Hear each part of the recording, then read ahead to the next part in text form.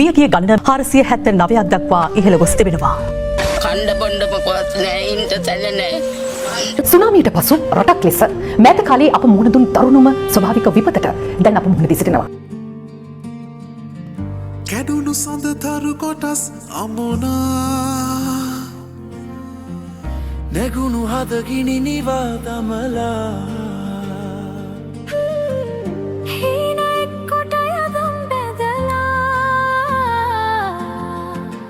නැගෙමු අත්තල්ලා රකිමු ලක්කම්මා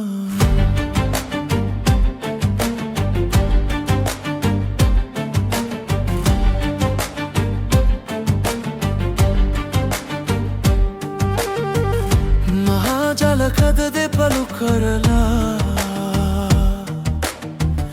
බිඳුණු කඳු මත හීන අතුරා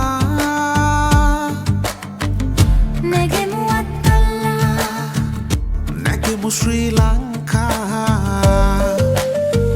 We gather shattered stardust mend the sky that once was torn wrap the wounded moon in silver give the night a brand new dawn hold my hand don't let go let our courage start to glow